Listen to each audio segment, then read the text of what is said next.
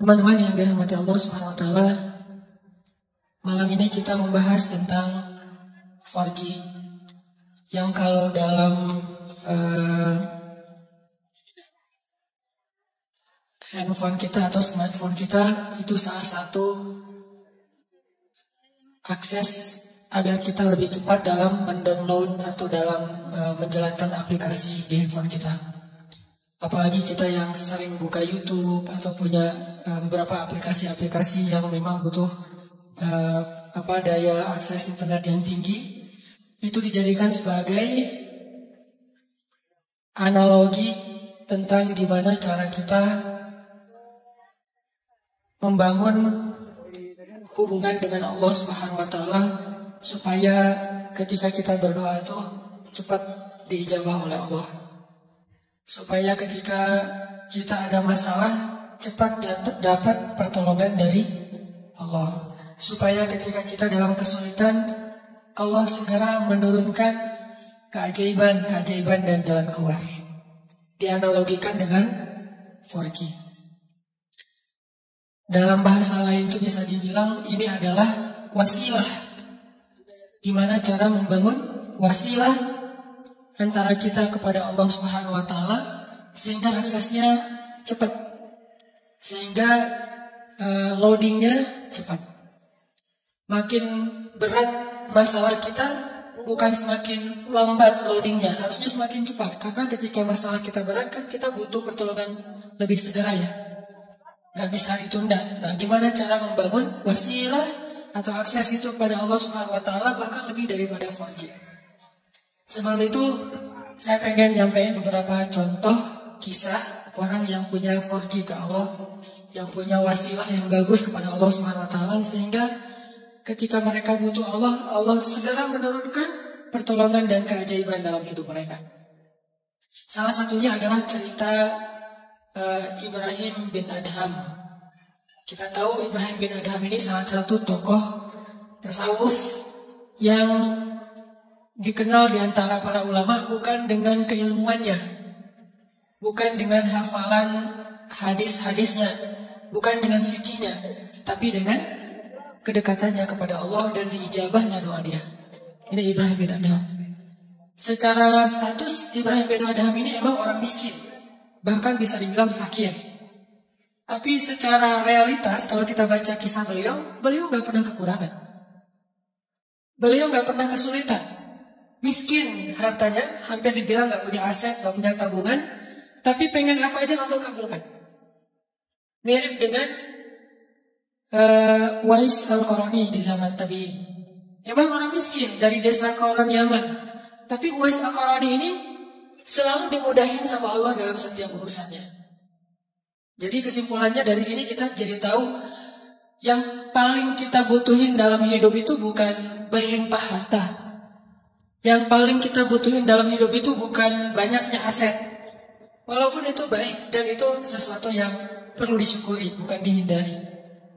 Dan kalau perlu kita perjuangkan. Tapi itu bukan yang paling kita butuhin dalam hidup. Bukan banyak teman. Walaupun banyak teman itu justru kebaikan. Dan seorang muslim itu emang harus bermuamalah, harus terbuka, harus banyak teman, banyak sahabat, banyak pengikut kalau perlu. Tapi bukan itu nomor satunya. Karena kalau kita punya banyak harta, tapi Allah Subhanahu wa taala tidak memberikan kita kebaikan di dalamnya, maka harta itu tidak memberi manfaat apa-apa buat kita. Malah banyak banget orang yang dengan harta yang bertambah juga masalahnya. Bertambah harta, bertambah konflik keluarga. Bertambah harta, bertambah banyak musuhnya. Bertambah harta, bertambah banyak yang ilfil sama dia. Yang lebih parah lagi bertambah harta, bertambah jauh dia dari Allah Subhanahu wa taala. Jadi ada dua kondisi nih. Ada orang yang minta harta karena dia salah paham, dia pikir kalau banyak harta itu hidupnya jadi mudah.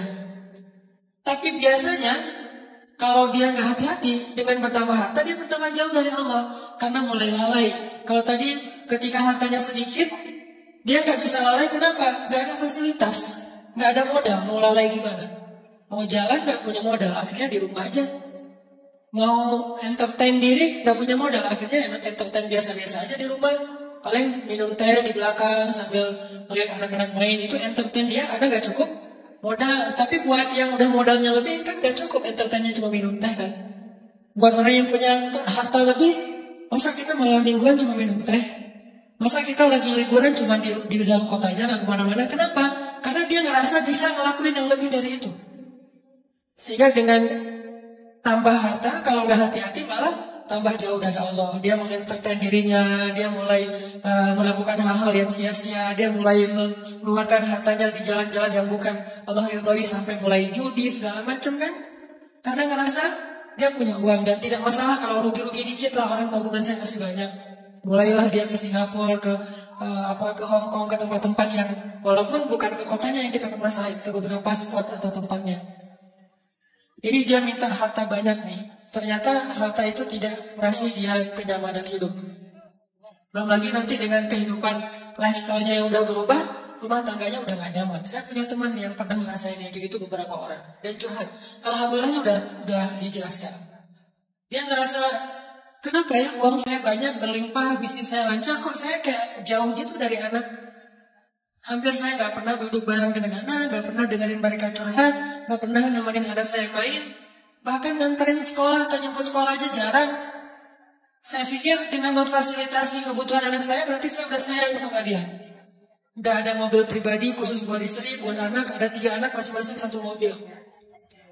Dengan alasan yang masih logis. Kalau 1 mobil bertiga gak efektif karena sekolahnya jauh-jauh takut telat. Belum lagi nanti pulang sekolahnya beda waktu, kan gak nyaman. Akhirnya dikasihlah 3 mobil dan itu logis sebetulnya. Dengan 3 driver.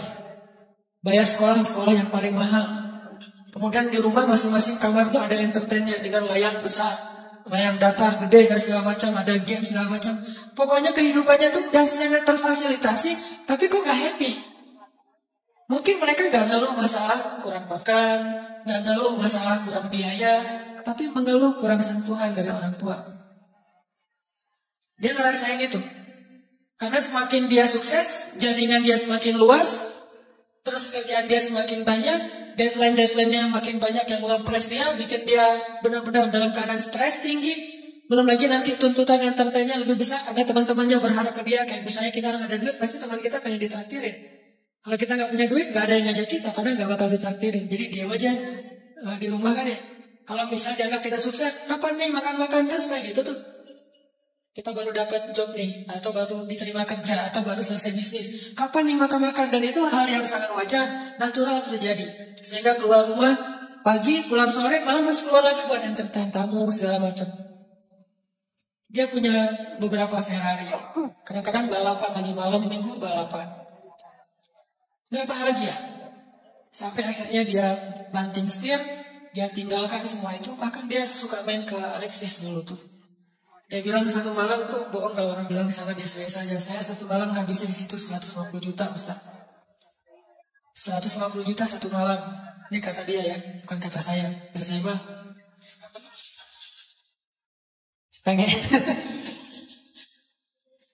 pengen berdakwah, curiga aja. Enggak lah. Niatnya berdakwah, pulang nauzubillah. Dia 150 juta semalam menghabiskan di sana, dan dia tahu beberapa orang tamu-tamunya yang dibawa ke sana tuh. Jadi wajar kalau uang ratusan juta juga nggak cukup buat entertainnya sekian. Belum lagi yang istrinya yang tas Hermenya berapa sekali beli, sekali belanja. Belum lagi nanti biasanya kebutuhan mereka kan bertambah sesuai dengan kemampuan ya. Kayak misalnya tadinya kalau masih kemampuannya terbatas, naiknya motor bebek yang isi bensinnya paling Pertalite. Dan itu juga berapa sih sebulan gitu kan. Kalau udah yang cc-nya 4.000 mobil, belum lagi motornya, dari pajaknya aja udah beda, dari servisnya aja udah beda. Pasti drivernya beda, harga driver mobil Avanza sama driver yang udah pakai mobil-mobil mewah tertentu pasti beda harganya. Berarti bertambah kebutuhan bulanannya nih. Belum lagi mereka kalau mau tadi entertain itu udah beda seleranya. Kalau misalnya duit udah banyak, udah gak mau lagi jalan-jalannya dalam negeri dong. Minimal Singapura. Lagian kadang-kadang udah sampai ada kesan bosan ke Singapura. Ke Singapura bosan. Kemana tuh? Ke Jepang? Bosan. Kemana? Ke Hong Kong? Bosan juga. Jadi banyak kota, banyak negara gak bosan. Maunya entah ke kutub atau ke planet lain gitu. Saking banyaknya duit. Dan itu natural terjadi loh. Pasti kayak gitu. Gak usah jauh-jauh kita aja kadang ngerasain walaupun bukan masalah bab luar negeri ya. Kayak misalnya tadinya jajan di warung juga udah cukup. Ketika nambah uang harus di mall. Yang tadinya beli baju tuh cuma di pasar, Andir juga cukup. Sekarang harus ke PVJ, ke TSB. Kenapa beda? Karena kemampuannya udah bertambah, jadi seleranya juga nambah. Rasa-rasanya pakai baju yang gak ada brand itu kayak malu gitu. Ketika kita udah punya kemampuan, lebih semuanya harus branded. Hitungannya dari ujung kepala sampai ujung kakinya itu berapa juta. Satu ini aja udah, kadang sepatu di rumahnya itu sampai beberapa lusin. Ada yang udah sampai lupa, saya punya sepatu itu ya sampai kayak gitu. Artinya, ini kalau Allah kasih harta doang, bukan harta doang ya. Karena kalau harta masih ada kalimat berkah, baik. Jadi jangan menjudge orang kaya, bukan. Kalau cuma harta doang, ini kondisinya kayak gitu. Satu lagi kondisinya, nggak dikasih harta.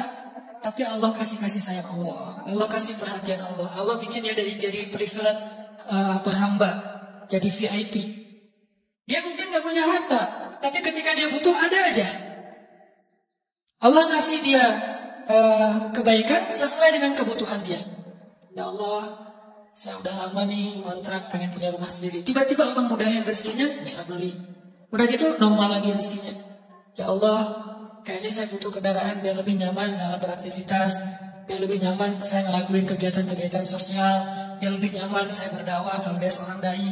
Allah kasih harta, beli mobil sesuai dengan kebutuhan dia, akhirnya normal lagi. Jadi grafiknya itu sesuai kebutuhan. Bukan naik, dia nggak butuh dan itu bahaya. Dia grafik rezekinya naik, sementara nggak berbanding lurus dengan kebutuhan itu malah jadi bahaya. Akhirnya larinya kemana? Ke entertain. Kalau grafik rezekinya naik sesuai kebutuhan, itu akan istilahnya berkah, bermanfaat banget. Kayak misalnya tiba-tiba dia dikasih rezeki karena emang bentar lagi anaknya mau sakit. Sebelumnya Allah udah siapin. Tiba-tiba dapat beberapa usaha, proyek, dan segala macam. Dapat untung, anaknya sakit. Jangan langsung suuzon sama Allah. Kayaknya nggak bisa nih saya dapat uang sedikit langsung dikasih ujian. Bukan. Allah kasih rezeki itu karena Allah udah tahu anak kita mau sakit. Disiapin dulu. Jangan dibalik. Giliran saya ada rezeki sakit, inilah itulah segala macam. Kayak nggak bisa aja saya pegang duit. Bukan, kebalik. Kalau Allah nggak takdirkan anaknya sakit, mungkin nggak ada rezeki sebelumnya. Jadi Allah siapin dia, biar dia nggak panik. Karena Allah tahu batas kuota iman dia itu, Allah tahu. Ada orang yang imannya dikasih ujian dulu baru dikasih pertolongan. Ada yang Allah imannya dikasih pertolongan dulu baru dikasih ujian. Kan beda-beda nih. Nah kita nggak tahu. Kadang kita ngerasain disiapin dulu sama Allah baru dikasih ujian. Kadang-kadang juga dikasih ujian dulu baru dikasih pertolongan. Kadang-kadang nggak dikasih ujian aja ngeluh. Nah, ini lebih parah lagi nih. Nah kadang kondisinya kayak tadi, kita disiapin dulu sama Allah, dimudahin dulu urusan-urusan kita, dilancarkan dulu rezeki kita, baru dikasih ujian. Kenapa kok tetap dikasih ujian? Karena Allah pengen melihat kita masih believe gak sama Allah, masih keep the faith gak, masih berdoa gak kepada Allah, walaupun rezeki kita udah cukup nih untuk ngatasin masalah kita. Akhirnya kita pakai rezeki itu. Dan Allah pengen uji juga, kira-kira kita berat gak nih dengan ujian itu ketika Allah sedang memberi kita rezeki. Dapat uang misalnya, baru kemarin ada proyek gitu dapat 100 juta. Udah gitu terjadi musibah, anak sakit, habis setengahnya 50 juta. Kita ngeluh. Kalau saya nggak ada masalah, pasti saya masih butuh deh 100 juta. Enggak, justru Allah SWT ngasih kita bonus 50 juta, gara-gara Allah pengen ngasih kita ujian. Kalau nggak ada ujian, mungkin 50 juta, 100 juta sama sekali nggak ada, nol. Hanya kebutuhan harian kita doang. Kenapa nggak berbaik sangka tadi itu kepada Allah? Sama kayak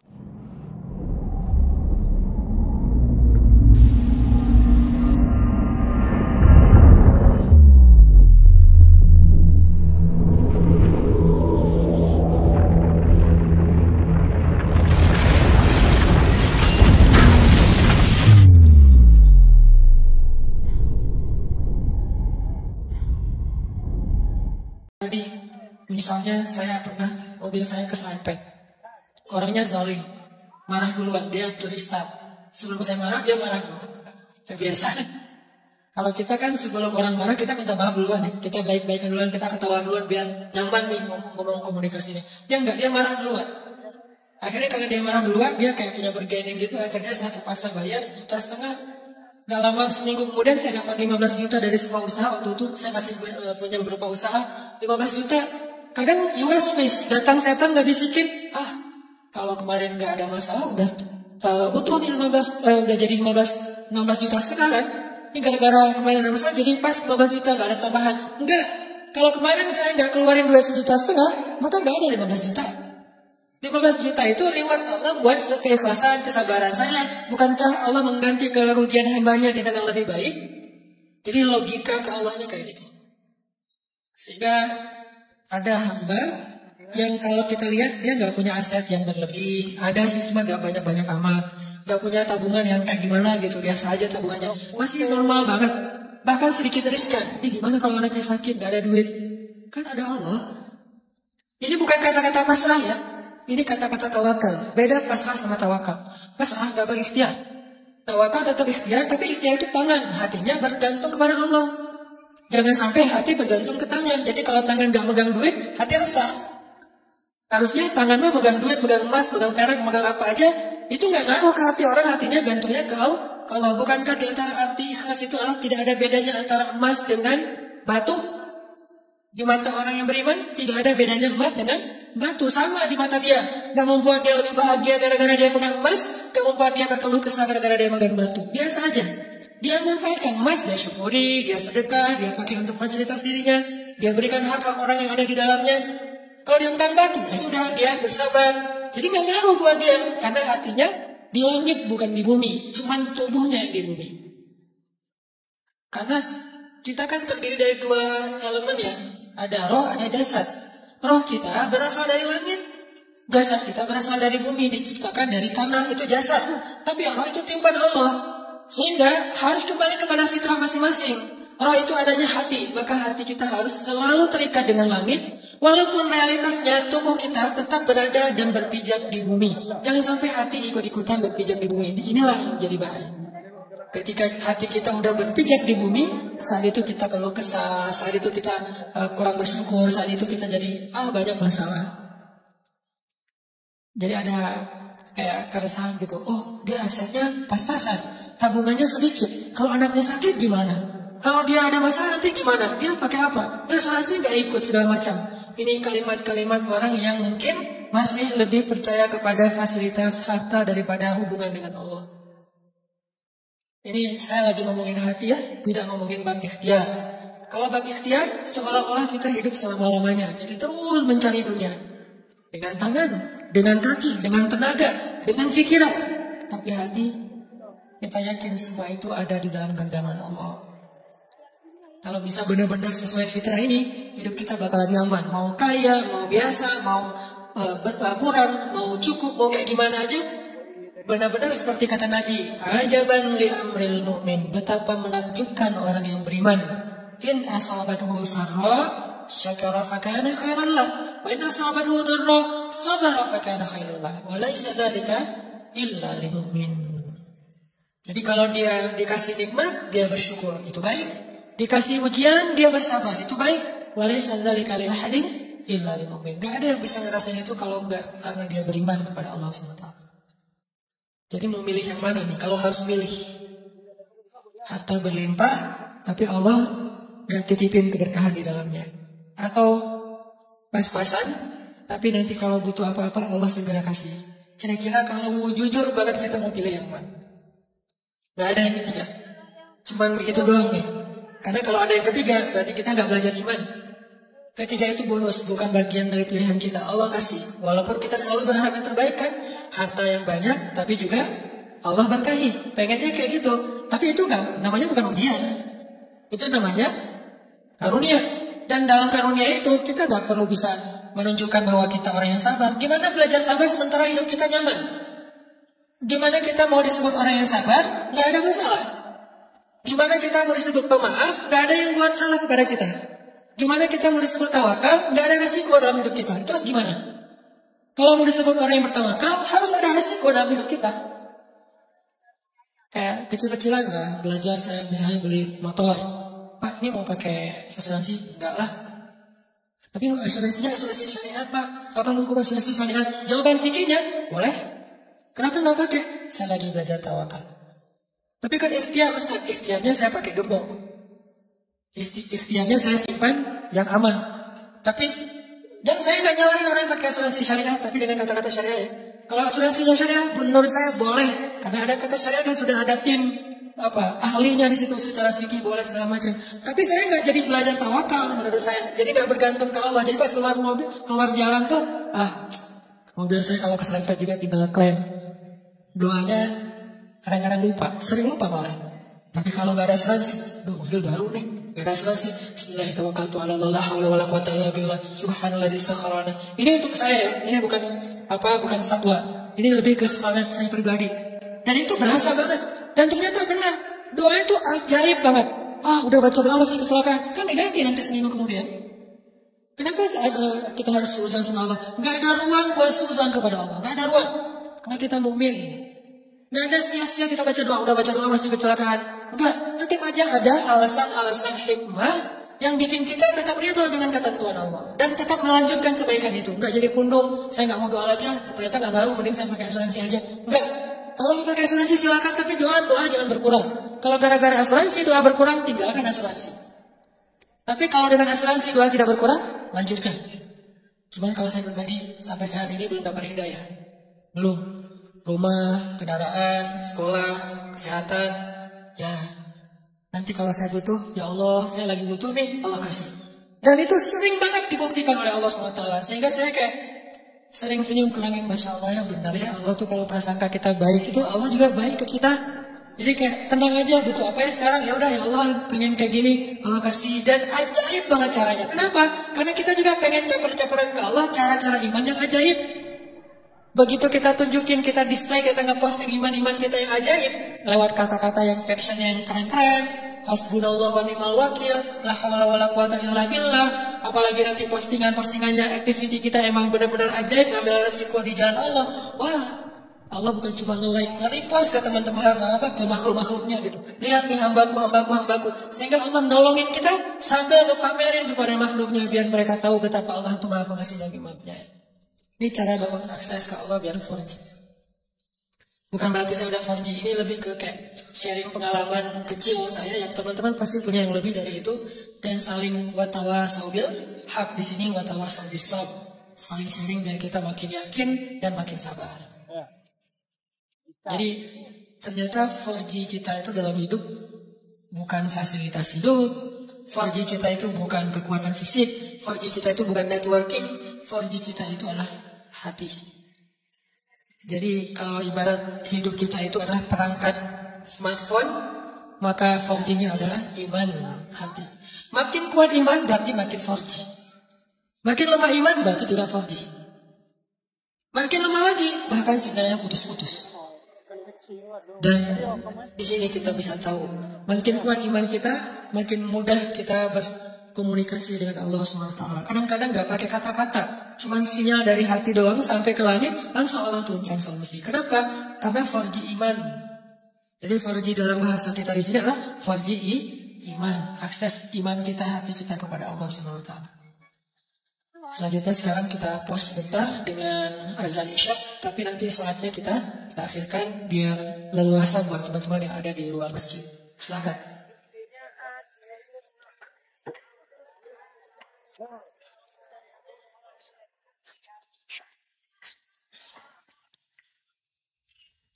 Allah.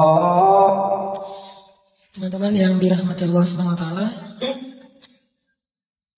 orang yang sudah sampai ke derajat termasuk di antara aulia atau wali-wali Allah Subhanahu wa taala, atau punya akses yang udah 4G ke Allah Subhanahu wa taala tuh tidak selalu hidupnya berlimpah harta, tapi berlimpah rahmat. Jadi buat dia cara berpikirnya bukan, kayaknya saya udah tenang nih soalnya saya udah siap kalau ada apa-apa, saya bisa bayar, saya bisa ngongkosin, saya bisa ngebiayain, saya udah punya duit, saya punya tadi asuransi segala macam.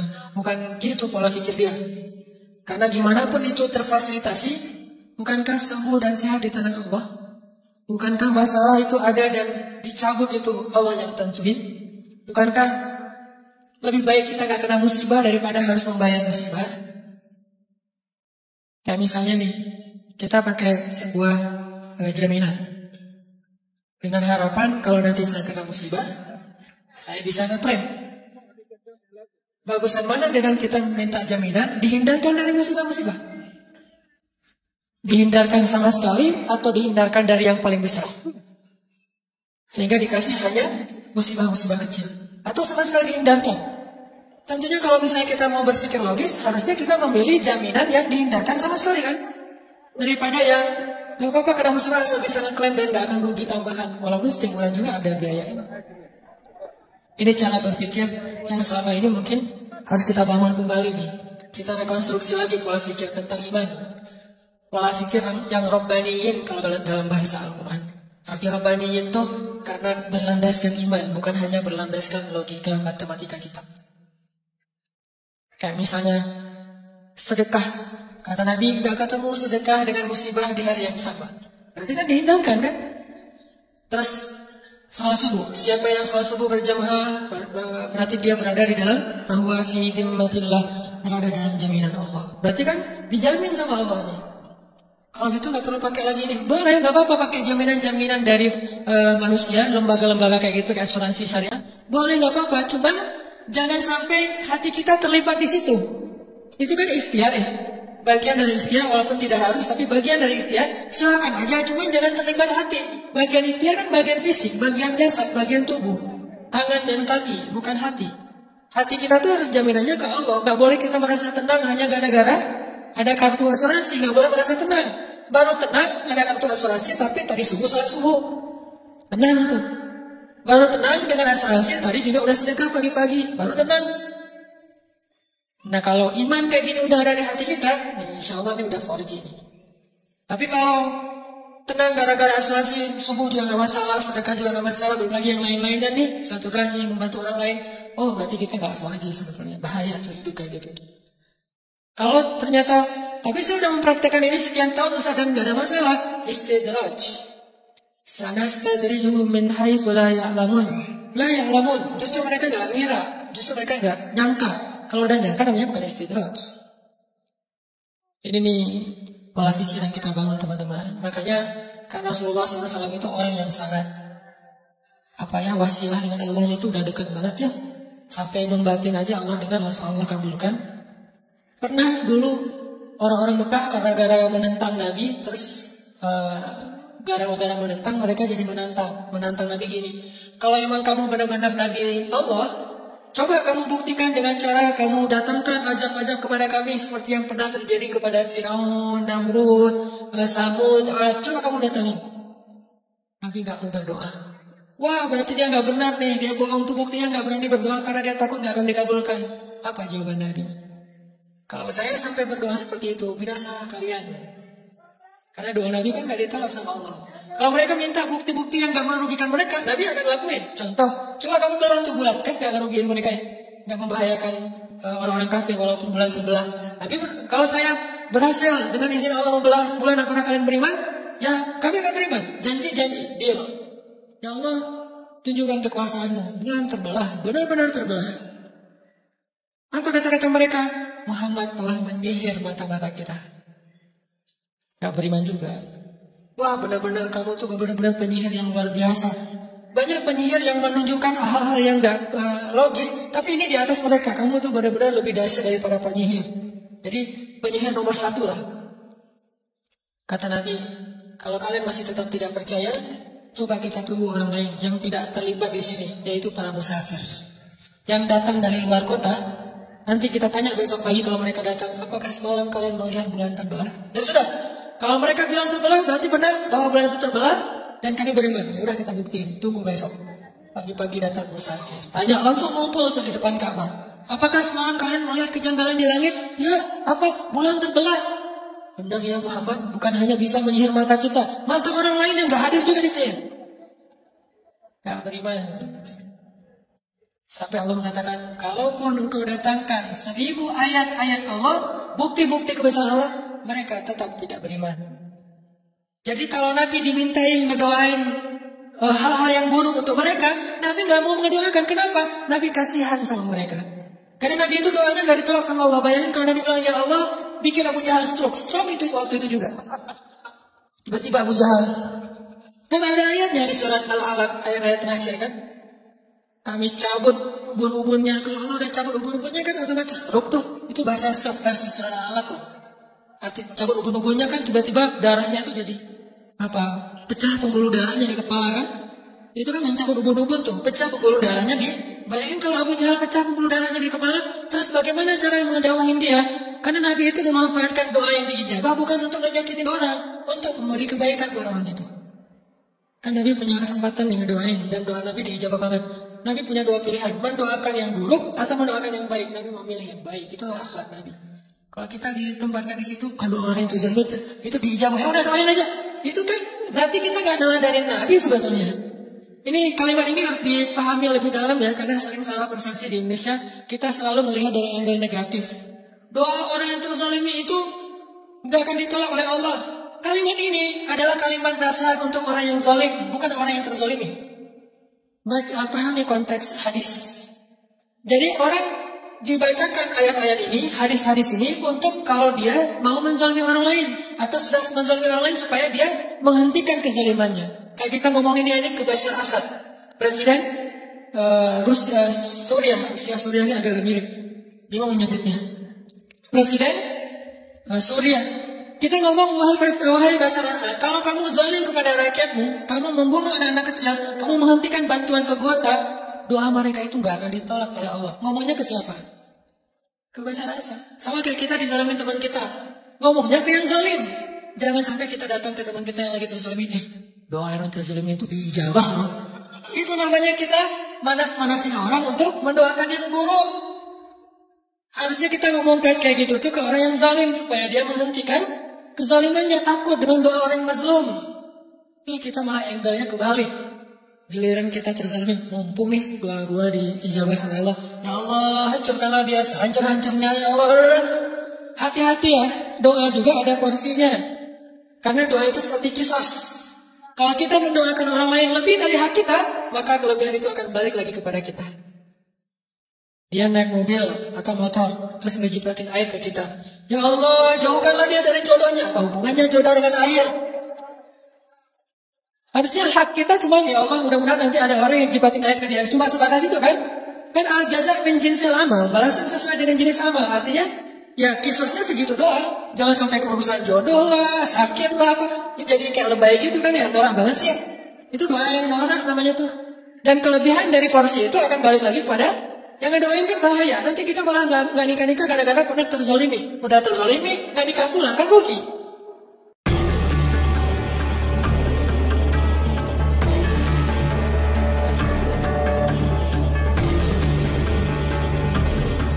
Dalam ceramahnya, Ustadz Hanan Attaqi mengibaratkan hubungan kita dengan Allah Subhanahu wa Ta'ala seperti akses internet pada smartphone. Ketika sinyal kita kuat, segala aktivitas berjalan lancar dan cepat. Demikian pula dengan iman. Semakin kuat iman kita, semakin mudah doa kita dikabulkan dan pertolongan Allah turun ketika dibutuhkan. Beliau menekankan pentingnya membangun kedekatan dengan Allah melalui hati yang bersih dan keyakinan penuh, serta menjadikan iman sebagai 4G yang menghubungkan langsung ke langit. Contohnya adalah tokoh seperti Ibrahim bin Adham, yang meskipun hidupnya sederhana, selalu mendapatkan kecukupan dan kemudahan dari Allah. Ustadz juga mengingatkan bahwa keberlimpahan harta tidak selalu membawa kebahagiaan dan kedamaian. Banyak orang yang memiliki kekayaan justru merasa jauh dari Allah dan terjebak dalam gaya hidup berlebihan. Beliau menekankan bahwa yang terpenting bukanlah berapa banyak harta yang dimiliki, tetapi seberapa besar keberkahan yang ada dalam rezeki tersebut. Orang yang hartanya cukup, tetapi selalu mendapat pertolongan Allah saat dibutuhkan, hidupnya akan lebih tenang dan bahagia dibandingkan mereka yang hartanya melimpah tetapi tanpa keberkahan. Ceramah ini juga mengajak kita untuk memperbaiki cara pandang terhadap ujian hidup dan rezeki. Allah kadang memberikan ujian untuk mendekatkan hambanya kepadanya, dan segala rezeki yang datang adalah bagian dari rencana Allah yang penuh hikmah. Beliau menegaskan pentingnya tawakal kepada Allah, yaitu bergantung sepenuhnya kepadanya sambil tetap berikhtiar. Dengan iman yang kuat, hati kita akan tetap tenang, meskipun tubuh menghadapi ujian di dunia. Ustadz mengingatkan agar kita selalu menjaga prasangka baik kepada Allah dan memanfaatkan doa untuk kebaikan, bukan untuk membalas keburukan.